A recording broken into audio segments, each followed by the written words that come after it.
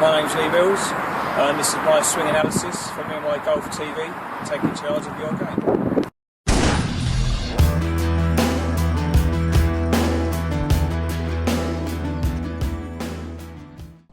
Welcome to this week's My Swing Analysis. This is where we analyse one of your golf swings to help you take charge of your game. Absolutely. Don't forget, if you want to get a chance to have your swing analysed by myself and Andy, go to the Facebook, Twitter and Instagram and use the hashtag MySwingAnalysis. Enter the competition.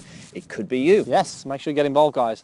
Okay, so this week, as you can see, we have Lee Mills from Essex, from Frinton-on-Sea Golf Club. Sounds nice, doesn't it? It does sound good, doesn't it? It's handicap 16, looking to get lower this year. Struggles with a fade or a slice. Now, again, a common thing that we see a lot of amateurs struggle with.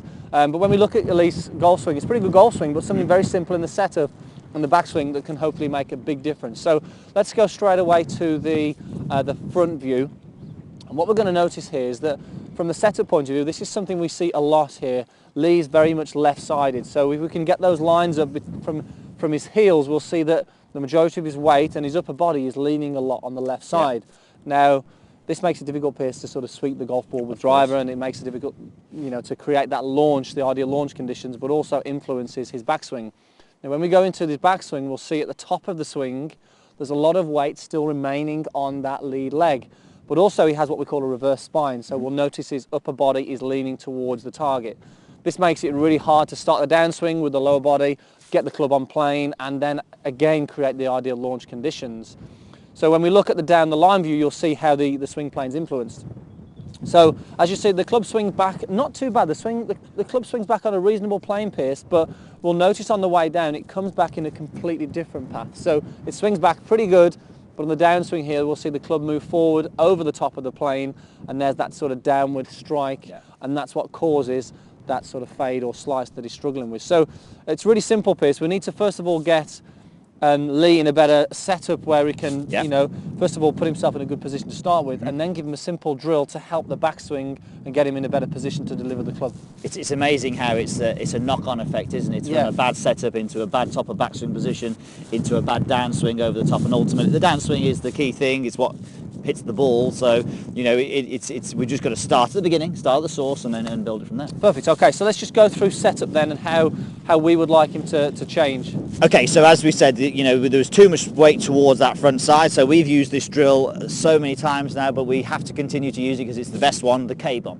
Okay, so from having the weight into that left side, as you said, that lead side, we need to get more behind the golf ball. So from here, standing tall, hand on the golf club like so, and then obviously go into your posture, but then from there just feel as though your right hand slides down your right leg somewhat. You'll see that my spine angle now is tilted away from the target. Then I put my hand back on the golf club. I'm in a totally different position here. I'm primed. I'm ready now to approach that ball from an inside path and hit more on the up, which is going to help get rid of that slice and get the high draw. What about weight position?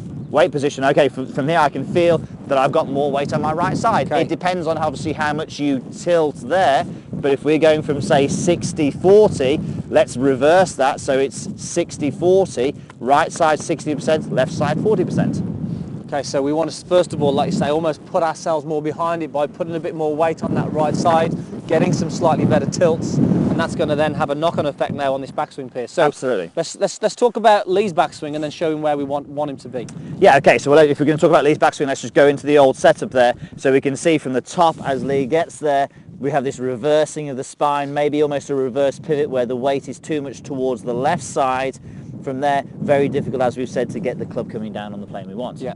Okay. So where do we want it? Okay, so where do we want? So we want something that looks a little bit more, there's the K-bomb, a little bit more that looks like that. Okay, so you can see now I've got more weight on my right side than my left, maybe about 80 to 85% of the weight on my right side, even to the point where I can get my left heel and I can lift it in the air without actually changing the weight distribution. So if I actually were to swing to the top of my backswing and then lift the heel, I don't feel like I've moved my weight distribution, and actually this is probably one of the best drills that Lee can actually do to get into a good top of backswing position. Because if I do Lee's backswing and lean onto that left side and then lift the heel up, that's challenging. My leg is shaking now because all the weight's on it. And you can certainly feel the weight in that lead side then as well, really.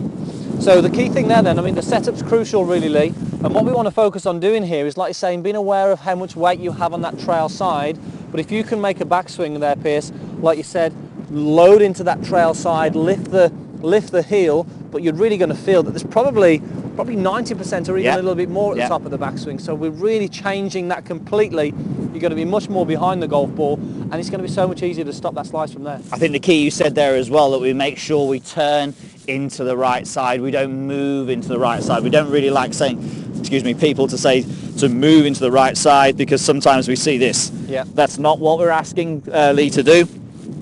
What we're asking Lee to do is to get into the K-bomb, from there, turn into that right side so you can see my left shoulder is over my right knee, and then just lift the heel up. And then from there, that works really well. Put that into a motion for me. Let's So hit, keep should, it, let's should we put hit it the shot, into yeah? a motion, yeah? Let's see if we can do it. Okay, so I'm actually going to get this one, so I actually have a slight pause at the top, and I'm actually going to be in that sort of, I'm going to freeze frame at the top, and then I'm going to start the downswing and hit the shot. Okay. Okay, so K-bomb to the top, off we go, and you can see there, nice draw, hopefully the camera saw that one. The path of the club then, because I'm getting the weight, because I'm not leaning towards the target, I've got room then to swing my arms down into this area here, and then get that path out to the right. Perfect. Sounds easy, doesn't it? Sounds easy. Okay guys, so hope you enjoyed the video. Make sure you post your comments down below. We'd love to hear from you. Absolutely, and don't forget guys, subscribe. The channel is free. Also go to meandmygolf.com for loads more drills like that. And we'll see you soon. Cheers.